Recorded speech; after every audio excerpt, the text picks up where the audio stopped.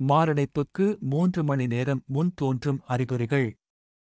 பிரபல இதயநோய் நிபுணர் பேராசிரியர் சொக்கலிங்கம். ஒருவருக்கு மாரடைப்பு, ஹார்ட் அட்டாக் இருக்கக்கூடும் என்ற சந்தேகம் ஏற்பட்டால் அவரை நடக்க அனுமதிக்கக்கூடாது. மாடிப்படிக்கட்டில் ஏறவோ இறங்கவோ அனுமதிக்கக்கூடாது. மருத்துவமனைக்கு ஆட்டோவில் கொண்டு செல்லக்கூடாது. இந்த தவறில் ஏதேனும் ஒன்றைச் செய்தாலும் அந்த நோயாளி உயிர் பிழைப்பது கடினம். மாரடைப்பை 3 மணி நேரம் முன்கூட்டியே உணரக்கூடிய ஒரு உறுப்பு நமது மூளையாகும். மூளை நமது உடலில் செயலில் ஒரு சிறிய தடுமாற்றத்தை ஏற்படுத்தி நம்மை முன்னெச்சரிக்கை செய்யும். இந்த முன்னெச்சரிக்கையை சர்க்கரை நோயாளிகள் உணர்வது கடினம். ஒரு திருமண நிகழ்விலோ பொது இடங்களிலோ அல்லது வீட்டில் இருக்கும் போதோ ஒருவர் ஆண் பெண் தடுமாறுவதை அல்லது கீழே விழுவதைக் கண்டால் உடனே நாம் அவர் மேல் கவனம் செலுத்த வேண்டும். ஆனால் அவர் நம்மிடம் தனக்கு ஒன்றும் இல்லை, நான் நன்றாகத்தான் இருக்கிறேன் என்றெல்லாம் சொல்லுவார். நாமும் ஏதாவது பித்த மயக்கமாக இருக்கும் என்று எண்ணி லேசாக விட்டு விடக்கூடாது.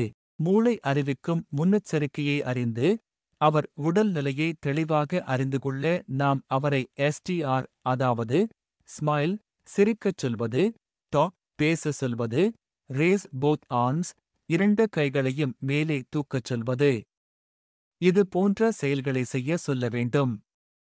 3ஐயும் அவர் சரியாகச் செய்ய வேண்டும். இதில் ஏதேனும் ஒன்றை அவர் சரியாகச் செய்யவில்லை என்றாலும் பிரச்சினை பெரிதுதான். அப்போது உடனடியாக அவரை மருத்துவமனைக்கு கொண்டு செல்வதால் உயிரிழப்பை தடுக்கலாம்.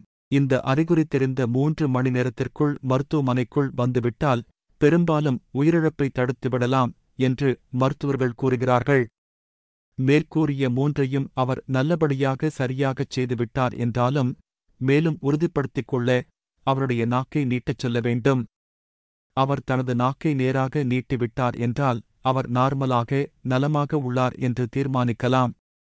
நாக்கை நேராக நீட்டாமல் ஒரு பக்கமாக, அதாவது வலது அல்லது இடது பக்கமாக வளைத்து நீட்டினால் அடுத்த 3 மணி நேரத்திற்குள் எப்போது வேண்டுமானாலும் அவருக்கு மீண்டும் அட்டாக் வரலாம். இதனை படிக்கும் அன்பர்கள் வீட்டில் உள்ள அனைவரிடமும், உறவினர்களிடமும், நண்பர்களிடமும் மனிதாபிமான அடிப்படையில் விழிப்புணர்ச்சியை ஏற்படுத்துமாறு கேட்டுக்கொள்கிறேன்.